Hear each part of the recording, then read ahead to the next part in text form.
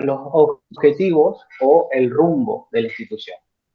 Para eso es necesario conocer lo que opina o lo que piensan los distintos actores de la institución. Entonces, nos gustaría saber qué es lo que opinan los estudiantes, nos gustaría saber las opiniones de los docentes, los no docentes, los graduados, porque como les digo, la facultad lo que está buscando es poder conocer acerca de las inquietudes de cada actor de la comunidad.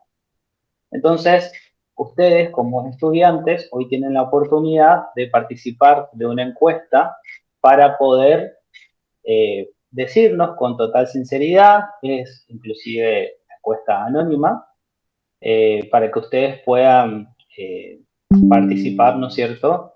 Y contar desde su experiencia como alumnos eh, cuáles son aquellas inquietudes que les gustaría poder mejorar en la institución. Entonces les voy a pedir a aquellos que quieran participar si pueden escanear el código QR, no sé si se ve en la pantalla. Sí, Al sí. escanear este código, ustedes tienen acceso a un formulario Google en donde pueden completar los datos que les piden, las preguntas, digamos, que les va a hacer ese formulario. Y lo que sí les pido que al finalizar esa encuesta no se olviden de presionar el botón enviar para que finalmente se termine, se cierre esa encuesta y podamos tener los resultados. Les repito, esta es una oportunidad que tienen como alumnos para poder participar de este proceso de reestructuración.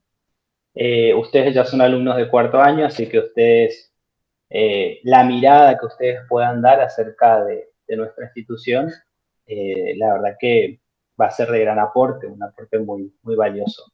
Y por supuesto, esta oportunidad que tienen de poder participar en esto también hace de que sea enriquecedor para ustedes. Bueno, así que pueden escanear los que quieran participar y dejo un ratito más y ya saco para que el doctor Corchuelo empiece su teórico.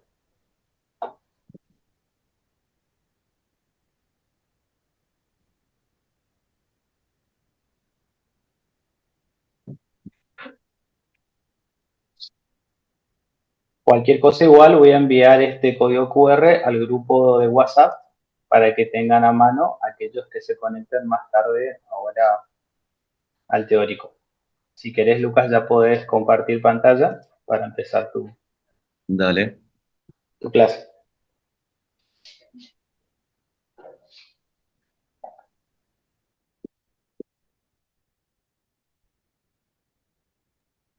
En cuanto a la asistencia, por favor les pido que cada uno desde su usuario coloque su apellido y nombre, ¿sí? Porque cada docente va a tomar la asistencia de su comisión durante el transcurso del teórico. No es necesario que escriban en el chat ni que levanten la mano o interrumpan para la asistencia, porque cada uno controla con su cuaderno la presencia del alumno en la lista de participantes.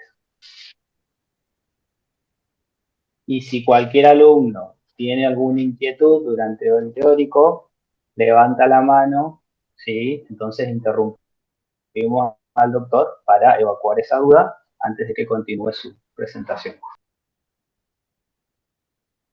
Muy bien. ¿Listo, Dani? ¿Se escucha? ¿Se escucha bien, Lucas? Empezamos. Bueno, bueno, buenos días a todos. Este, vamos a arrancar este teórico que pertenece a la unidad temática y a la bolilla número 1 del programa de examen. Y es un tema sumamente importante para nuestra especialidad y para todas las especialidades y, digamos, en la odontología en general, porque gracias al crecimiento y al desarrollo vamos a entender cómo se forman las estructuras, sobre todo de la cara y del macizo craneofacial, que son las que nos interesan a nosotros, este, como odontólogos, poder determinar cuáles son las patologías que van a originarse a partir de una falla de este crecimiento, cómo diagnosticar estas patologías y cuál es el momento oportuno para realizar nuestro tratamiento, ya sea ortodóntico u ortopédico. Así que tenemos que entender que en la odontología no solamente son dientes dentro de una cavidad bucal, sino que tenemos que entender cómo el crecimiento es un proceso dinámico y constante, en el cual tenemos que entender para poder desarrollar nuestra práctica clínica. Bien, así que bueno, para comenzar, vamos a hablar un poquito de conceptos de qué significa crecimiento. Entonces decimos que el crecimiento es un proceso físico-químico que ocurre en la materia viviente mediante el cual se produce un aumento de tamaño. Este aumento de tamaño se logra por básicamente dos fases, que puede ser la hiperplasia y la hipertrofia. Bien,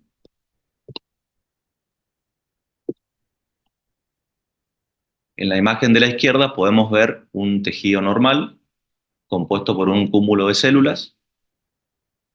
En la imagen superior derecha vemos el fenómeno de hipertrofia y en la inferior vamos a ver el fenómeno de hiperplasia. ¿Cuál es la diferencia? Que en la hipertrofia va a haber un agrandamiento de las células en cuanto a su volumen. Y en el fenómeno de hiperplasia va a haber una multiplicación celular, es decir, va a haber mayor cantidad de células. Entonces son las dos formas en que un tejido puede crecer, tanto en volumen como en cantidad de células. Bien, fenómeno de hipertrofia e hiperplasia. Ahora, ¿a qué llamamos desarrollo? Cuando una célula se desarrolla, decimos que comienza una diferenciación celular. Empieza a haber una complejidad en su estructura, interna y externa, y se va a preparar para el siguiente paso, que es la maduración. Acá podemos observar cómo una célula indiferenciada va a madurar, se va a desarrollar y se va a diferenciar en diferentes células, depende de la función a la cual va a cumplir en un futuro. Por ejemplo, en un glóbulo blanco, se puede diferenciar en un glóbulo rojo, en una neurona, en un oligodendrocito, etc. Bien, ahí decimos que la célula se empieza a desarrollar. ¿Y cuándo decimos que la célula maduró? Cuando ya se adaptó a la función en el órgano en el cual tenía que cumplir su función, por ejemplo, una célula del tejido renal o una célula, un glóbulo rojo, por ejemplo, que ya es capaz de transportar oxígeno a todo el organismo. Decimos que esa célula ya es madura y ya puede cumplir su función. Y también decimos que tiene las mejores condiciones psicofísicas posibles para un determinado órgano. Bien, teniendo en claro esos tres conceptos, seguimos con la siguiente pregunta que nos hacemos. Entonces, ¿qué elementos de orden prácticos aplicables en la clínica, perdón, les puede brindar al ortodoncista y al odontólogo en general estos conocimientos de crecimiento y desarrollo? Entonces, como dijimos en la introducción, decimos que existe un impulso de crecimiento prepuberal maxilofacial que el ortodoncista tendrá muy en cuenta a la hora de realizar su diagnóstico, planificar su tratamiento, ya que ejercerá una fuerte influencia sobre los resultados que se obtengan. Bien, a este crecimiento-desarrollo lo vamos a dividir en dos grandes etapas: el crecimiento prenatal y el crecimiento postnatal. El crecimiento prenatal va a ser ese crecimiento que va a ocurrir desde la gestación hasta el nacimiento. Y el postnatal va desde el nacimiento hasta la edad adulta. Vamos a comenzar hablando en la primera etapa, que es la prenatal, la cual a su vez la vamos a dividir en tres etapas. La etapa número uno, que es la de huevo, que va a transcurrir desde el día número 1 al día 14. Luego, desde el día 15 al día 56, se denomina etapa de embrión. Y por último, la etapa fetal, que es a partir del día número 57 aproximadamente hasta el nacimiento.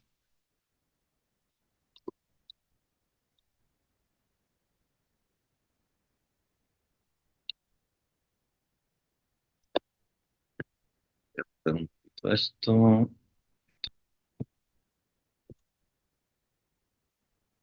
Bueno, en la etapa de huevo, estas van a ser las principales características que van a acontecer. Va a haber una actividad mitótica muy fuerte mientras va descendiendo de las trompas de falopio hasta el lugar de nidación.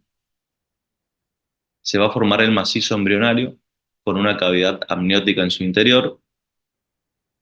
Se va a formar las primeras dos capas germinativas, el ectodermo y el endodermo en un principio, formando una estructura llamada disco bilaminar.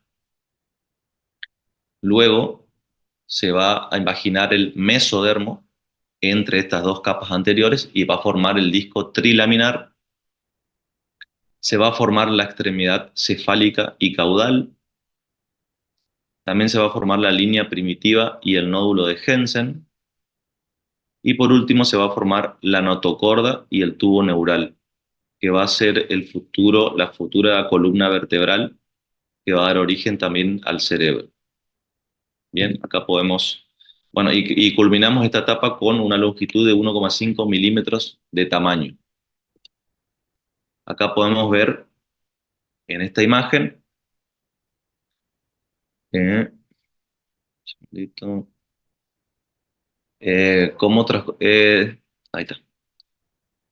Desde el comienzo, desde la imagen que pueden ver que está a la derecha, donde comienza la fecundación, ¿sí? Donde el ovocito es fecundado por el espermatozoide, luego se va a transformar en una estructura denominada cigoto, y de esa manera va a transcurrir por las trompas de falopio, multiplicándose,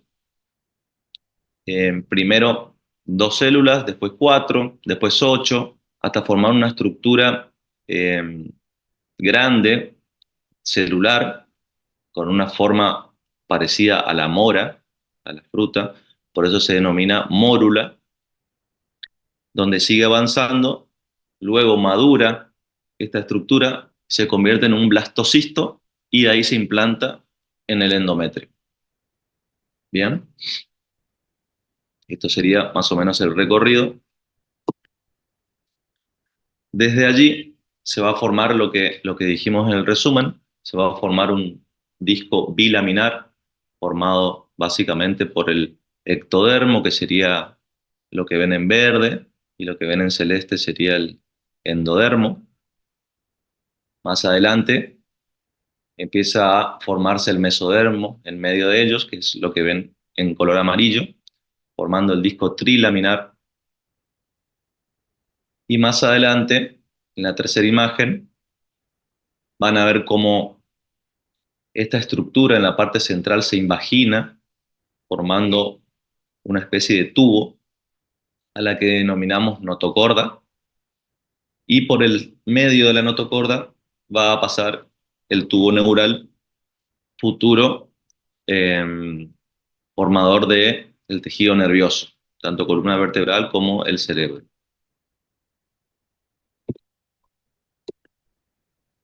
Acá vemos otro corte de la imagen y una progresión donde luego se va a formar en un extremo de ese disco trilaminar una extremidad cefálica y una extremidad caudal, donde vamos a tener la boca primitiva en un extremo y la membrana cloacal en el otro extremo.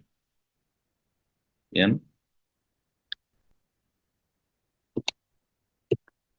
continuamos. Terminamos la etapa de huevo, pasamos a la siguiente etapa, que es la etapa embrionaria o formativa, donde se forma la mayoría de las estructuras. En esta etapa se van a formar la mayor cantidad de órganos y la cara. A las 3 semanas va a tener una dimensión de 3 milímetros de formación de la porción cefálica. Se van a formar los arcos branquiales que van a dar origen a diferentes estructuras que ahora vamos a ver. Y también se van a formar las bolsas faríngeas, las amígdalas, el timo, la glándula paratiroides y la caja del tímpano. Bien, esto sería el resumen de este proceso formativo embrionario. Acá podemos observar los arcos faríngeos, que están pintados de diferentes colores para poder diferenciarlos, que van a dar origen a la cara, la laringe, la boca, la faringe, las cavidades nasales y el cuello.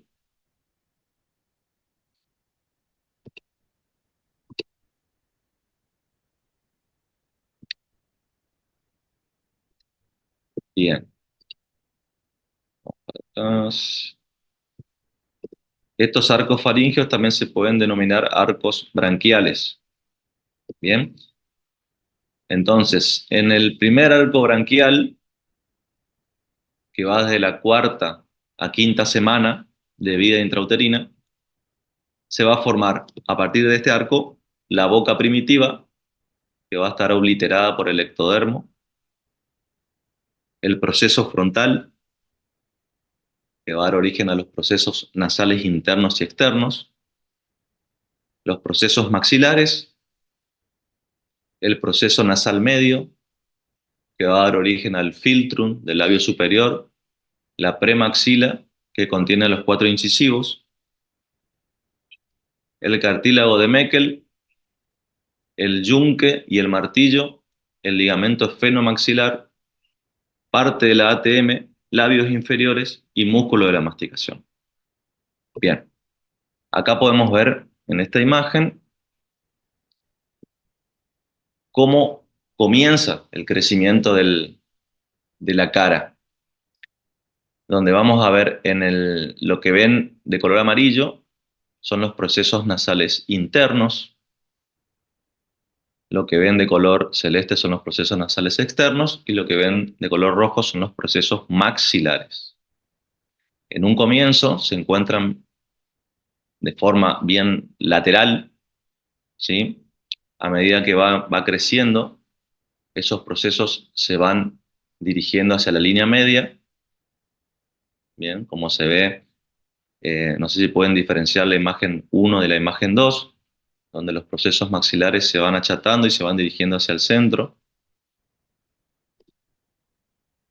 Acá en esta otra imagen podemos ver cómo los procesos nasales internos, que lo que veían de color amarillo, ya se fusionan, formando la nariz y las fosas nasales, y los procesos maxilares también bajan y emiten proyecciones hacia la línea media hasta que se fusionan con los procesos nasales internos.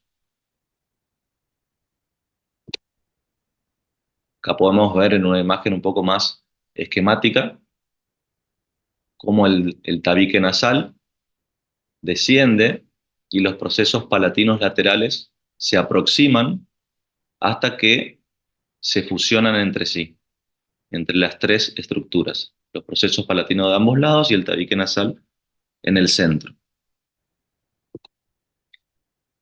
Cuando existe alguna falla en esta fusión de los procesos nasales internos y los procesos palatinos, vamos a tener este tipo de patologías o falta de fusión de los mamelones, originando lo que llamamos labio leporino, como ven en la imagen, el cual puede ser incompleto, solo labial, puede ser labial y nasal, que sería unilateral completo, o también puede ser de ambos lados, a lo que denominamos bilateral completo. ¿Bien? En ese caso hay falla en la coalescencia de los mamelones de los procesos palatinos. Bien, siguiendo con el crecimiento de la lengua se forma en la cuarta semana de vida intrauterina. Se va a formar a partir del primero y segundo arco branquial principalmente, y la base de la lengua a partir del tercer y cuarto arco branquial. En principio la lengua va a estar formada por un tubérculo central impar, y a ambos lados se van a encontrar dos prominencias laterales linguales, que luego se fusionan y forman el cuerpo de la lengua, lo que pueden ver en la segunda imagen. ¿Sí? Y en la parte posterior e inferior se va a formar la base de la lengua, la amígdala palatina, la epiglotis y la úvula. Bien. Todo eso se origina a partir del primer arco branquial. El segundo arco branquial va a dar origen al cartílago de Reicher, al estribo y al cuerpo del hueso hyoides con sus astas menores. El tercer arco branquial va a dar origen a la porción inferior del cuerpo del hueso hyoides y a sus astas mayores. Y ya a partir del cuarto a sexto arco branquial van a dar origen a los cartílagos tiroides, cricoides y aritenoides. Acá en esta imagen van a poder quizás interpretar un poco mejor lo que son los arcos faringios o arcos branquiales. El que ven de color naranja, el primero, es el primer arco branquial que da origen a la mayoría de las estructuras que nos interesan a nosotros, como maxilares, la lengua y demás. Lo que ven de color celeste es el segundo arco branquial,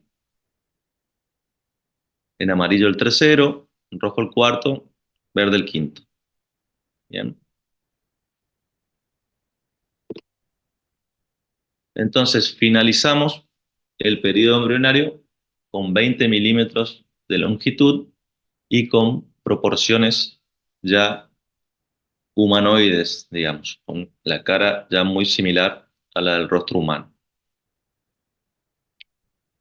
Bueno, pasamos al último periodo, que es el periodo fetal,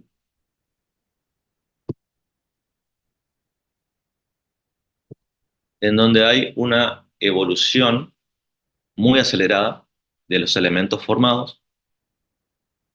Ya desde la octava a la duodécima semana, el feto triplica su longitud. Se van a formar los párpados, los ojos y las narinas. La mandíbula crece exponencialmente en sentido antero-posterior. Y en esta etapa se va a formar el paladar secundario, donde los procesos palatinos se fusionan con el tabique nasal. De esta manera se va a separar la cavidad nasal de la cavidad bucal. Bueno, acá podemos ver en una imagen esquemática cómo el tabique nasal, que es central, medial y superior, va a ir descendiendo. Lo que ven en rojo es la lengua y lo que ven en celeste son las apófisis palatinas. En principio la lengua lo que hace es se encuentra elevada y los procesos palatinos se encuentran de manera vertical. A medida que va avanzando el crecimiento, lo que pueden ver en la segunda imagen, el tabique nasal desciende, la lengua baja y los procesos palatinos se horizontalizan. Y en la tercera imagen ya los procesos palatinos se fusionan entre sí y se fusionan con el tabique nasal también, generando la bóveda palatina. Bien, separamos la cavidad bucal de la cavidad nasal.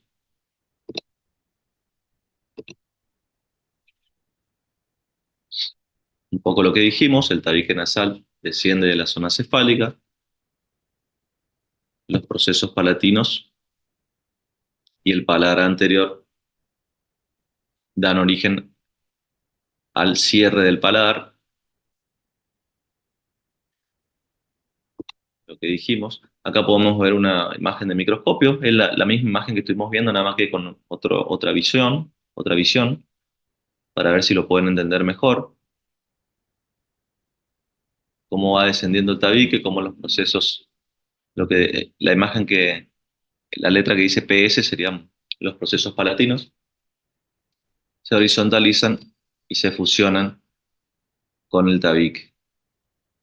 Bien, acá otra imagen similar, con las flechas que indican la dirección de movimiento de los procesos palatinos y de la lengua.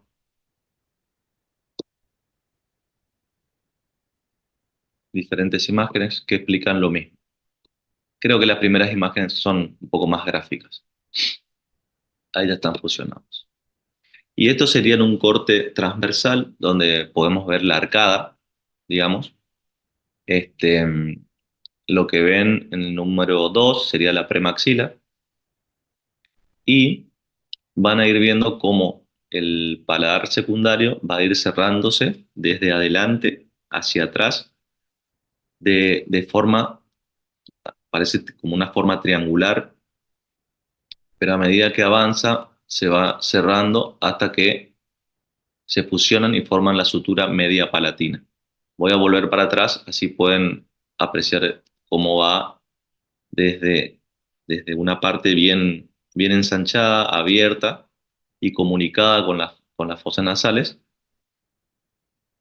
hasta que se va fusionando en el sector anterosuperior y todavía queda un poco abierto la parte posterior hasta que cierra por completo, formándose una sutura. Bien, también cuando falla este mecanismo de cierre, por algún motivo en especial, vamos a tener lo que denominamos paladar hendido o paladar fisurado, como podemos ver en esta imagen. Bien, acá hay otra imagen, ¿sí? Esto es por falta de coalescencia de los procesos palatinos. No hubo fusión, entonces hay una comunicación buconasal. Acá podemos ver otra. Acá hay una fisura total, labio, alvéolo, palatina. Bien, acá se unen las dos, falta de coalescencia, la que vimos anteriormente, que era labial o labio leporino, con esta que es palatina. Acá sería completa, entonces sería labio, alvéolo, palatina. Bien, ¿se entiende? Bien, acá tenemos otra imagen, un poco más exagerada. Bien, acá tenemos una imagen de un labio leporino, una fisura labial unilateral, incompleta. Bueno, y acá tenemos una clasificación justamente de todo lo que estuvimos hablando, donde en la primera imagen tenemos un paladar, una fusión normal de los procesos, ¿sí? Una división, una fusión normal. En la imagen B podemos ver un labio hendido unilateral. En la imagen C, un labio alvéolo hendido unilateral.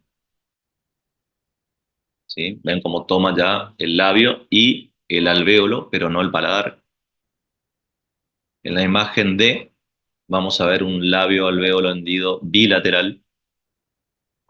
En la imagen E vamos a ver solamente el paladar hendido completo. Y en la imagen F vamos a ver un labio paladar hendido total. que es la imagen del chiquito que les mostré anteriormente, donde hay una falta de fusión de todo el mecanismo. Bien, perfecto. Entonces, este es un cuadro comparativo para eliminar dudas, por ahí si no entendieron alguno de los procesos. Son dos procesos distintos. Uno es la fusión maxilonasal, o sea, del maxilar con los procesos nasales, y el otro es una fusión palatonasal. Bien, uno son los procesos maxilares, que sería el sector anterior, y lo otro sería los procesos palatinos, que serían del sector posterior. Entonces, la fusión maxilonasal, esta fusión se va a dar en la etapa de desarrollo que va desde la cuarta a séptima semana. Bien, a diferencia del otro, del palato nasal, se va a dar entre la séptima y duodécima semana. Eso en cuanto a la etapa de desarrollo. En cuanto a la ubicación anatómica, la fusión maxilonasal va a estar dada en la superficie externa de la cara, como ser el labio o el alvéolo, y la fusión palatonasal va a estar ubicada en el interior de la cavidad oronasal. Los procesos involucrados en la fusión maxilonasal van a ser los procesos maxilares y los procesos nasales mediales, y en la otra van a estar las crestas palatinas laterales y el tabique nasal medial. En cuanto a las estructuras resultantes, van a estar dadas en la fusión maxilonasal por el labio superior, que va a dar origen al filtrum en las porciones laterales, la zona de la premaxila, la zona de los incisivos superiores y el paladar primario. En cambio, en el otro va a estar dado por el paladar secundario, paladar duro posterior, paladar blando, úvula, y van a dar la separación de la cavidad oral de la nasal. Y el defecto o falla que provocan en la fusión maxilonasal se lo va a denominar labio leporino o fisura labial, y en la fusión palatonasal la vamos a denominar paladar hendido o fisura palatina. Bien, este cuadrito explica bien las diferencias entre uno y otro de lo que explicamos. ¿Perfecto? ¿Se entiende? Bien, con Sí, eso, decime. no, sí, que se entiende perfecto, gracias. Bueno, perfecto entonces. Bueno, Lucas, sí, hasta acá, si alguno tiene alguna duda, consulta, inquietud, quiere preguntar algo, porque hasta ahora el doctor habló de crecimiento y desarrollo prenatal. Ahora va a empezar otro tema y sería oportuno si alguno quiere volver sobre algún tema o preguntar, este es el momento para no interrumpir después en el otro tema que va a dar.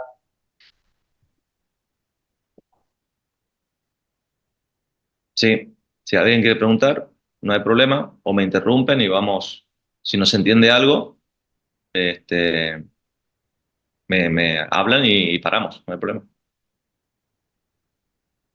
¿Seguimos?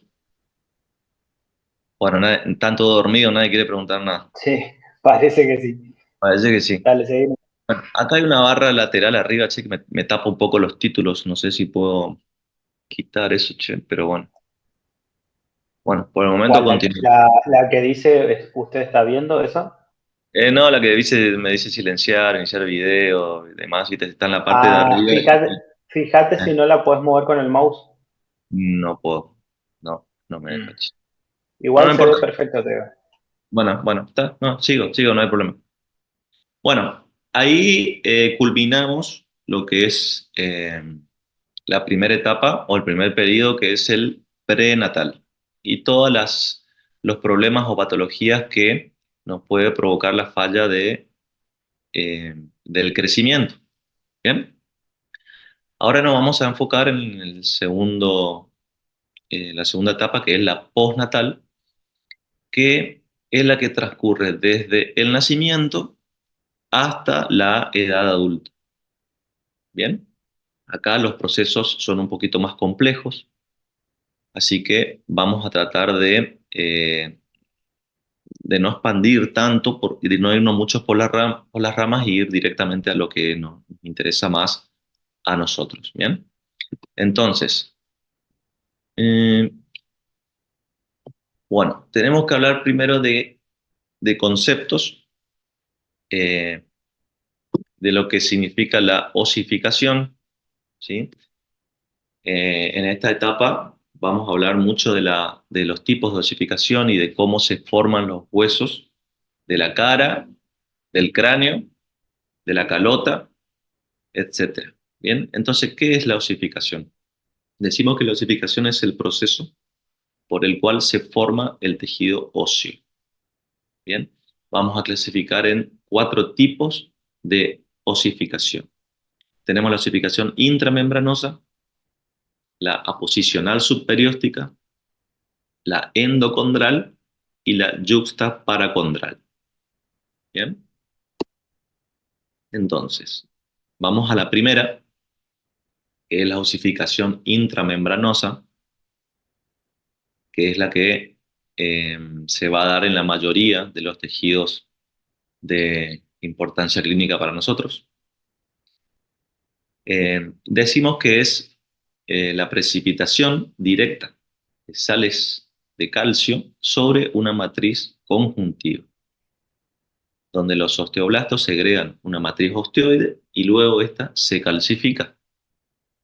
Responde a la acción de las fuerzas actuantes en su ámbito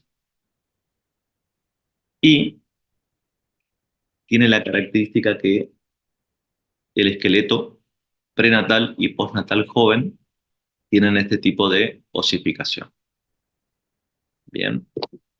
La siguiente, que es la osificación eh, aposicional o subperióstica, ahí decimos que los osteoblastos del periósteo tienen una función osteogénica y van a depositar laminillas óseas sobre las superficies libres de las compactas de determinados huesos. Bien, es como que se van formando cada vez laminillas una arriba de la otra, superponiéndose y de esta manera van creciendo y se va formando el hueso.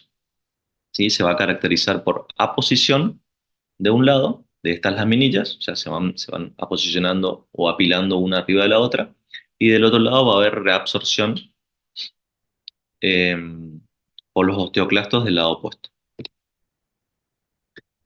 La siguiente es la osificación endocondral, donde la diferencia de la anterior, en vez de depositarse sales cálcicas sobre una matriz conjuntiva, se va a depositar sobre un cartílago. Por eso se denomina endocondral. Condral viene de cartílago. Entonces, la matriz cartilaginosa se va a ver invadida por vasos y células que la reabsorben.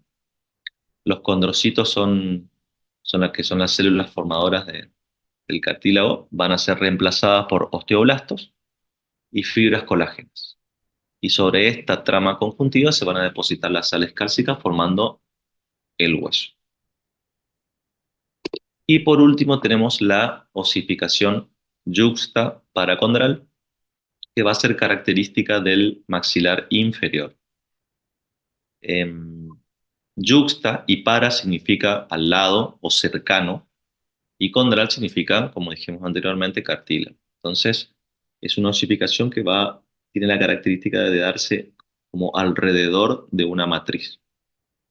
Entonces, lo que ven de color gris va a ser el cartílago de Meckel, que va a dar origen al maxilar inferior, ¿sí? Es el tejido conjuntivo, se va a ir formando alrededor de ese cartílago y se va a ir osificando por precipitación cálcica intramembranosa. Es como una combinación de varios tipos de osificación. En definitiva, lo que tienen que saber es que el cartílago de Meckel es como una estructura formada donde pasa el nervio alular inferior, donde el centro de osificación va a estar en el agujero mentoniano, y desde allí van a empezar a depositarse sales cálcicas y a envolver este cartílago de Meckel desde afuera hacia adentro. ¿Sí? De esta manera se calcifica. Bien, en cuanto al crecimiento postnatal, entonces vamos a dividirlo en dos grandes zonas, la zona del cráneo y la zona de la cara. La zona del cráneo también la vamos a dividir en dos, lo que es la calota y lo que es la base del cráneo, y la cara la vamos a dividir en lo que es maxilar superior y maxilar inferior. Vamos a empezar primero por la parte del cráneo. Entonces, el cráneo, tenemos dos conceptos o dos clasificaciones de zonas que se encuentran en el cráneo. Una se llama desmocráneo, que son todos los huesos que se encuentran en la parte externa del cráneo, y el condocráneo son todos los huesos que se encuentran internamente a como pueden ver en esta imagen. Todo lo que ven en color celeste son, son huesos correspondientes al desmocráneo, ¿sí? Un corte lateral, son de tipo membranoso. Acá en un corte tangencial, todo lo que ven de color celeste son los huesos membranosos, y lo que ven en negro es al revés, son los huesos del condocráneo. ¿Sí? Vamos a volver para arriba. Los huesos del desmocráneo, que es lo que vimos recién en celeste, van a estar formados por el hueso frontal, los huesos parietales, el temporal, la mitad superior del occipital, los huesos membranosos de la cara como el malar, el maxilar y la mandíbula. Y los huesos del condocráneo van a estar formados por el etmoides, el esfenoides, la mastoides, el peñasco del temporal, la apófisis basilar y la parte inferior del occipital, la cápsula óptica, el tabique nasal y el cartílago condilar mandibular. Bueno, como les dije, lo que ven en celeste son los huesos del desmocráneo, y lo que ven en azul son los huesos del condocráneo, que tienen un origen formativo endocondral. ¿Sí? Los otros son membranosos, estos son endocondrales. Acaban en otro corte. Bien, una vez clasificado esto,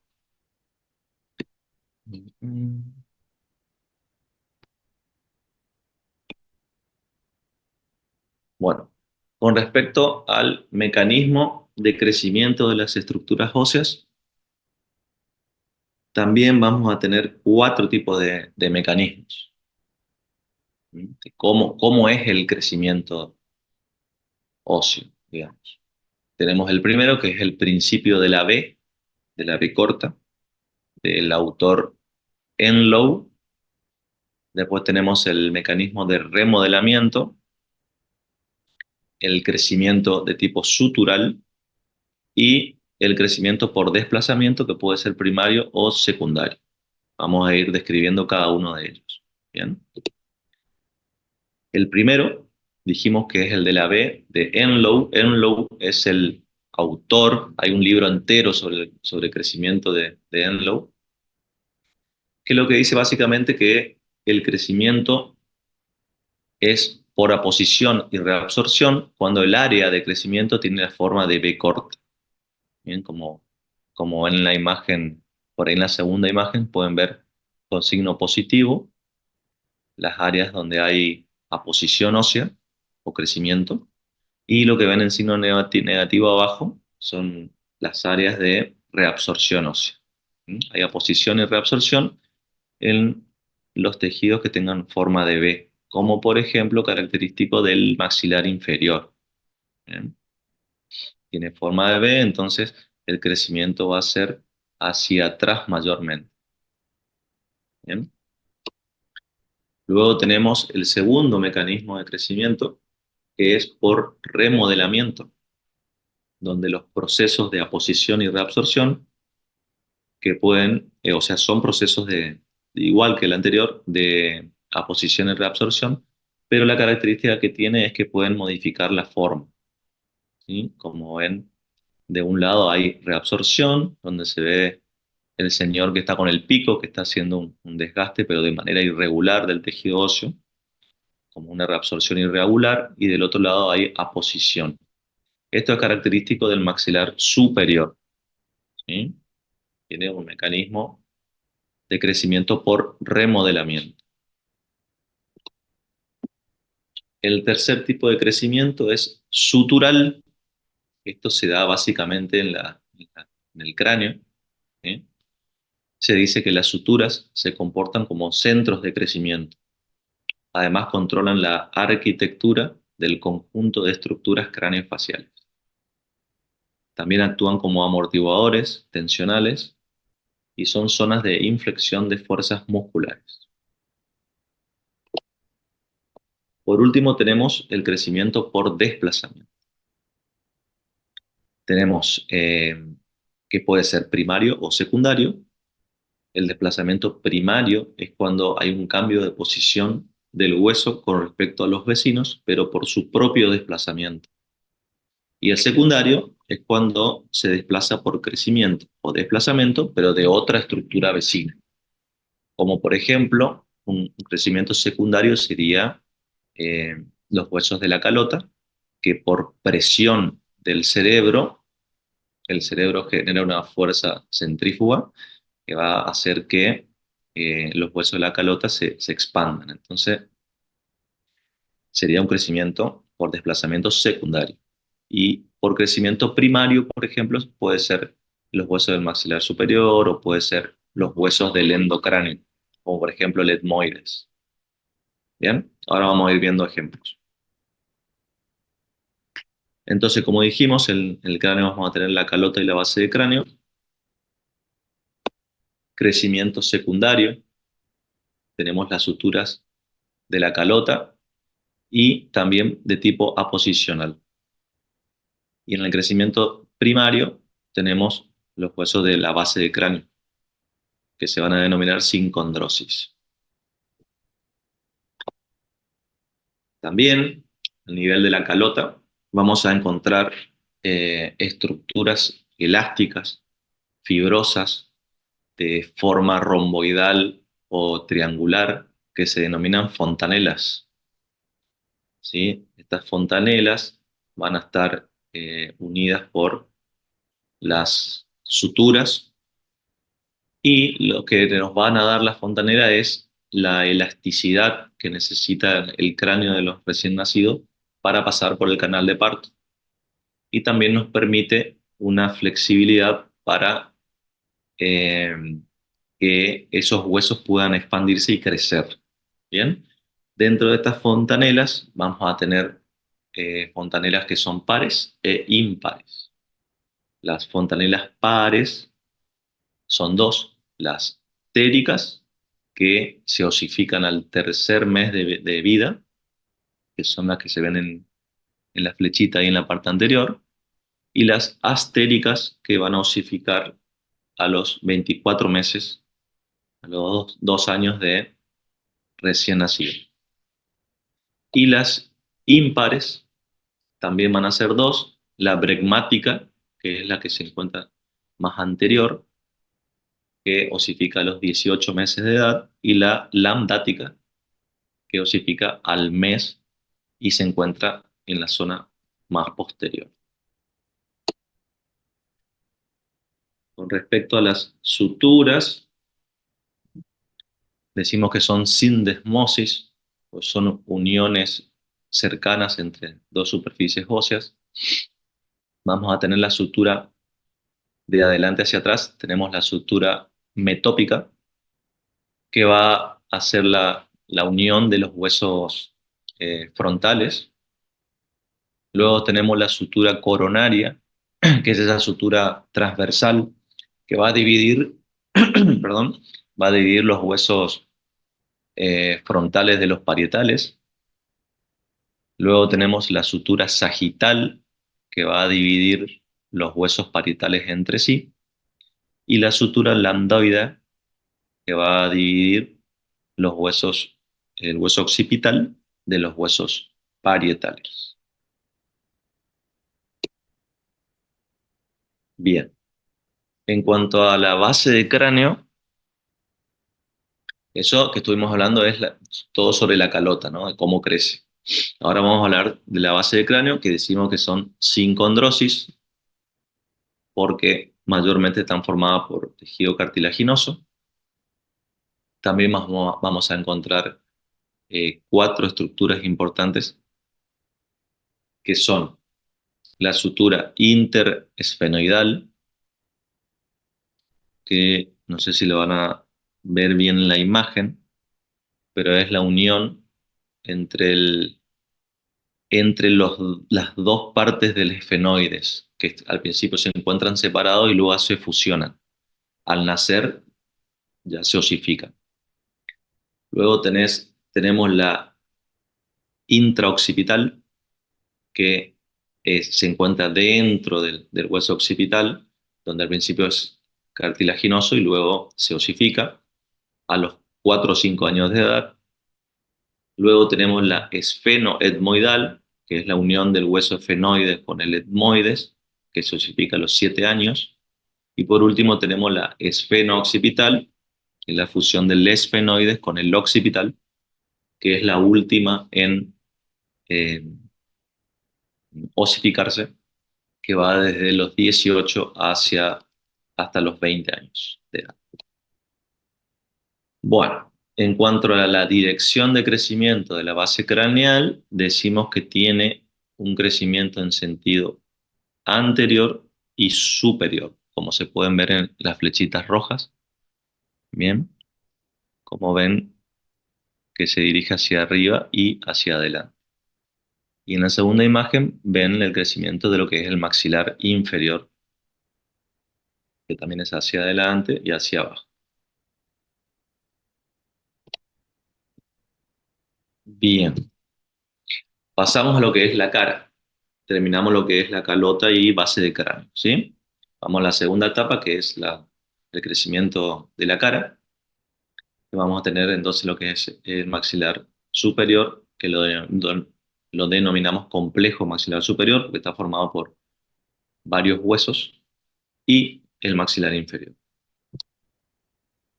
Entonces dijimos que se denomina complejo porque está formado básicamente por 6 huesitos. Tenemos el maxilar superior, el malar, el hueso palatino, el unguis, el vómer y los huesos propios de la nariz. Todos van a formar un conjunto y un complejo. Y el maxilar inferior es una sola estructura.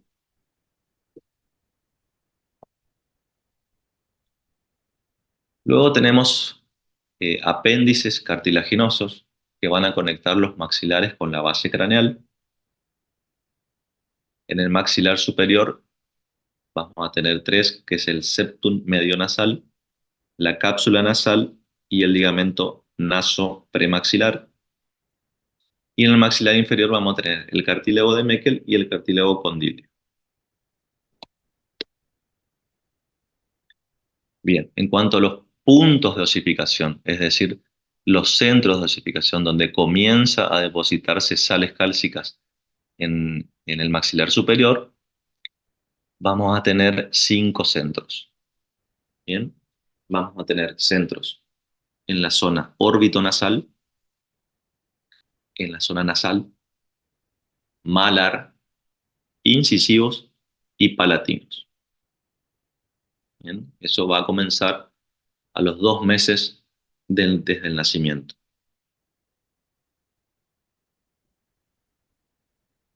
Y en cuanto a las suturas que van a dar, también van a provocar el crecimiento de la cara en diferentes planos del espacio, vamos a tener la sutura frontomaxilar, la sutura cigomático-maxilar, la sutura cigomático-temporal y la sutura pterigo-palatina.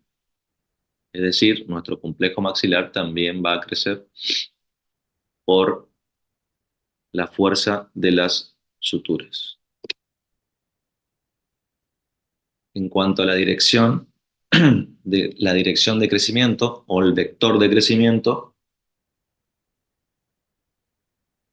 decimos que el maxilar superior o el complejo va a tener un crecimiento hacia abajo y adelante.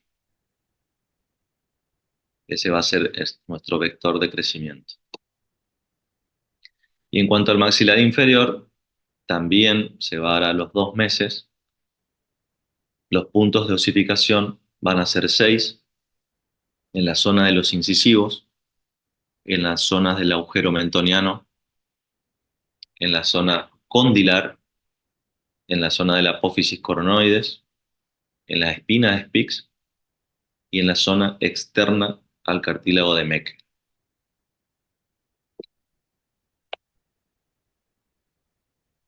En cuanto al crecimiento del maxilar inferior, vamos a decir que también crece por aposición y por reabsorción. Va a tener zonas de mayor reabsorción y menor, y otras zonas de mayor y menor aposición. Acá, quizás en esta segunda imagen, se puede ver mejor con las flechas rojas.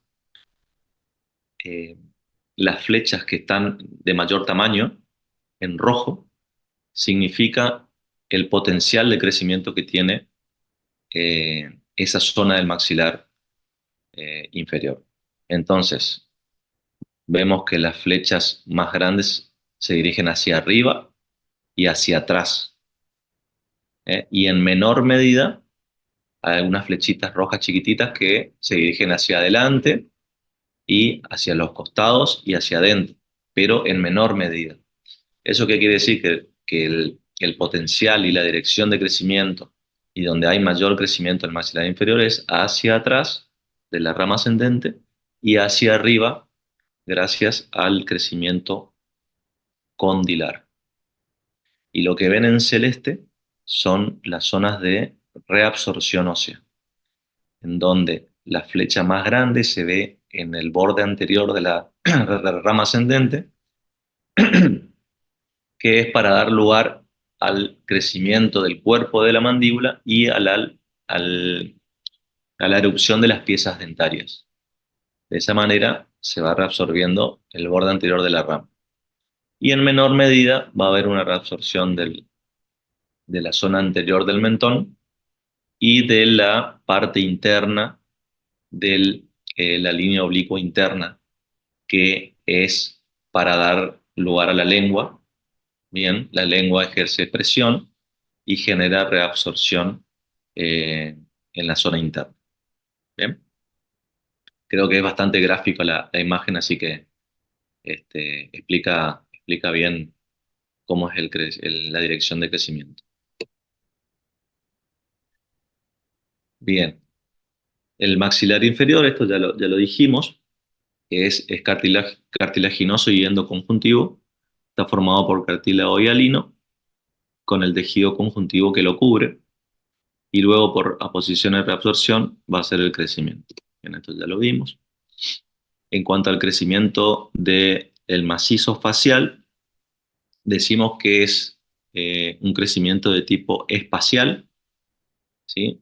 Eso quiere decir que crece en los 3 planos del espacio, que son crecimientos que se van a dar de manera simultánea, ¿sí? Todos juntos, y de manera progresiva. Y va a estar influenciada por estructuras orgánicas vecinas, tejidos cartilaginosos, músculos y factores locales. Bien, todas esas estructuras van a dar influencia al tipo de crecimiento. En cuanto al crecimiento en ancho eh, del maxilar superior, podemos decir que hay una expansión en la región incisiva por la sutura incisiva y la sutura canina. Va a haber un estímulo funcional también aparte, dado por la lengua y por la oclusión. y va a haber aposición subperióstica en las paredes laterales de los maxilares, las apófisis alveolares y las apófisis cigomáticas. En sentido vertical, el crecimiento del maxilar superior va a estar dado hasta los 3 años por el crecimiento del globo ocular. Eso va a generar una presión, de la misma forma que la lengua genera una fuerza centrífuga para el crecimiento del paladar y del maxilar inferior. El globo ocular también crece y genera una presión, haciendo que el maxilar inferior descienda y crezca hacia abajo y hacia adelante también. También va a haber un descenso de la mandíbula, de la lengua, del paladar blando y de la articulación occipito-raquídea. Va a haber un proceso eruptivo de dentición permanente que también va a dar un aumento de la dimensión vertical. Y la neumatización o el crecimiento en volumen de los senos maxilares, también o sea, de la misma manera que el globo ocular, genera presión hacia abajo de los procesos maxilares, generando reabsorción de las corticales que circundan los senos maxilares y el piso de la fosa nasal. Y en sentido anteroposterior, decimos que antes del año va a crecer por presión del encéfalo, ¿sí?, en la zona superior, y en la zona media por presión del mesoetmoides, que va a estar constituido por el etmoides, la cápsula nasal y el septum nasal. Eso es antes del año. Desde el año hasta los 3 años va a estar dado otra vez por el encéfalo y por la cápsula nasal y el septum nasal. Y por último, entre los 3 y 4 años va a estar dado por la cápsula y el septum nasal, ya no más por el encéfalo, por los senos frontales y por la oclusión y la función lingual. En sentido anteroposterior, hablamos del sentido anterior, y en el sentido posterior va a estar dado por el crecimiento aposicional de la tuberosidad del maxilar, ¿bien?, que es un centro de crecimiento importante también. Entonces, haciendo un cuadro comparativo, porque la verdad que es un tema bastante más allá que ustedes nunca escucharon, es bastante tedioso, es bastante engorroso, entonces por ahí es difícil mentalizarse con cada cosa, por ahí las imágenes no son muy ilustrativas, entonces hice un cuadro comparativo para que no haya dudas del comportamiento, sobre todo del maxilar superior y la mandíbula, que es lo que más nos interesa a nosotros, ¿sí? Entonces, si hubo alguna duda, con este cuadro resumimos y comparamos cada uno de ellos. Entonces, en cuanto a la dirección de crecimiento, decimos que el maxilar superior va a crecer hacia abajo y hacia adelante, a diferencia de la mandíbula, que va a crecer hacia abajo, adelante y hacia atrás en mayor medida, ¿sí? Acuérdense las flechitas que estoy moviendo en la imagen. En cuanto a la rotación, el maxilar superior va a tener una rotación anterior y la mandíbula va a tener una rotación posterior. En cuanto a la magnitud de crecimiento, el maxilar superior va a tener una magnitud moderada y la mandíbula va a ser mayor que la del maxilar superior. En cuanto al mecanismo de crecimiento óseo, el maxilar superior va a tener por aposición y reabsorción superficial, y la mandíbula va a ser mayoritariamente por crecimiento del cóndilo. ¿Bien? Y en cuanto al pico de crecimiento de ambos huesos, que es la edad donde mayor potencial de crecimiento hay, el maxilar superior va a estar dado entre los 6 y 12 años de edad, y la mandíbula va a estar dado hasta la adolescencia tardía. Entonces decimos que conocer estas diferencias es esencial para planificar el momento y tipo de intervención ortodóntica o quirúrgica óptimas. ¿Bien? Ahora, ¿cuáles son los puntos clave para la práctica clínica? O sea, ¿de qué nos sirve en la clínica a nosotros todos estos conocimientos? Básicamente decimos que el timing es todo, ¿sí? ¿Qué quiere decir eso? Que intervenir durante el pico puberal maximiza la respuesta al tratamiento ortopédico. Es decir, que cuando nosotros conocemos el crecimiento, conocemos el vector de crecimiento, hacia dónde crece, por qué crece, cuál es la edad óptima para tratar, tenemos muchas probabilidades de éxito en nuestro tratamiento, teniendo ese conocimiento de las edades y de los crecimientos de cada tipo de hueso, ¿no? También decimos que la expansión temprana, en sentido transversal del maxilar, cesa primero. Entonces hay que actuar, si necesitamos colocar algún aparatito de expansión ortopédico, lo ideal es actuar antes de los 12 años porque luego el movimiento va a ser más difícil de conseguir. Bien, acuérdense que tenemos la sutura media palatina que dijimos que se fusiona y una vez que se fusiona va a ser muy difícil lograr una expansión. Bien, entonces es clave tratarla antes de los 12 años de edad. En cuanto a las rotaciones mandibulares, la rotación posterior condilar puede agravar o mejorar las maloclusiones de clase 2 o clase 3. Y por último, que el diagnóstico es dinámico, que el crecimiento es un proceso continuo y el seguimiento periódico es indispensable. Bien. En cuanto a las fases del crecimiento postnatal, vamos a dividirla en 4 fases. Una es la infancia, la segunda es la niñez, luego tenemos la adolescencia y la etapa del adulto, ¿sí?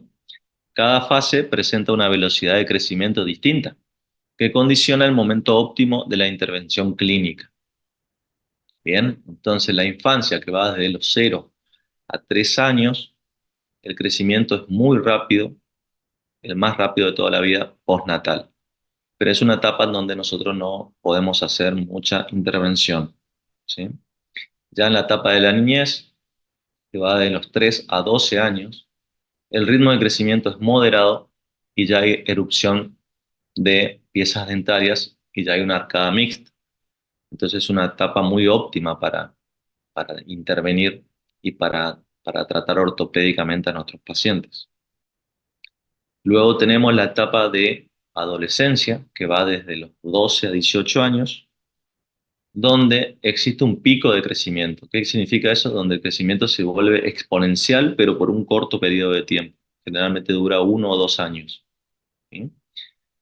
Y esa es una ventana clave para algunos tipos de tratamientos interceptivos. Bien, se dice que en las mujeres va de los 12 a 13 años y en los hombres desde los 13 a 14 años. Entonces es una etapa muy, muy importante para realizar algún tipo de tratamiento. Y por último tenemos la adultez, que va desde los 18 años en adelante, donde el crecimiento ya es mínimo, el remodelado óseo sí es persistente, pero donde ya ha finalizado la mayoría del crecimientos óseos y donde la aparatología ortopédica ya no nos va a dar ningún tipo de resultado. Bien, entonces teniendo claro esas edades podemos saber cómo intervenir con nuestro tratamiento. Entonces, ¿por qué importa el crecimiento postnatal? Nos preguntamos. Bien. En cuanto a la oclusión y a la estética, nos va a determinar la oclusión final de nuestro paciente y el perfil facial del paciente adulto. Como guía terapéutica, orienta el diagnóstico y el momento ideal para realizar un tratamiento ortodóntico, o bien diagnosticarlo para una futura cirugía ortognática. En cuanto a la función, impacta directamente en la masticación, la deglución y la respiración. Bien, eso sería la importancia del estudio del crecimiento postnatal. Y bueno, por último tenemos las ventanas de intervención clave, como estuvimos hablando hace un ratito. Por ahí, entre los 8 y 12 años de edad, sería nuestro tratamiento ideal, donde el paciente a partir de los 8 años ya es colaborador, tiene un crecimiento moderado de todos los huesos. ¿Mm? Es una oportunidad ortopédica maxilofacial durante la dentición mixta y el pico de crecimiento. Las suturas maxilares y el cartílago condilar presentan una máxima plasticidad biológica, es decir, que nuestros aparatos van a lograr un máximo digamos, em, de función, o sea, van a funcionar al máximo y van a tener una buena efectividad, que eso es clave.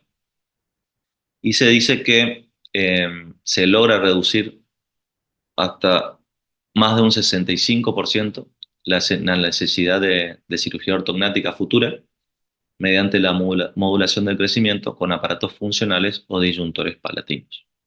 Es decir, esos casos que los vemos muy complejos, que son quirúrgicos muchas veces, con aparatología ortopédica colocando en una edad óptima, podemos lograr o evitar que ese paciente termine en una cirugía posterior. ¿Bien? Bueno, y eso es todo. Esta sería la bibliografía. No sé si hay preguntas, si se entendió, algo que quieren que recalquemos, quiere que vuelva para atrás en algo.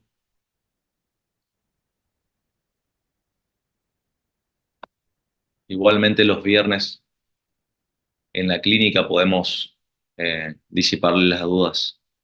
Así que, bueno, Profe, por las dudas, ¿va a subir las clases al aula? la clase creo que se va a subir.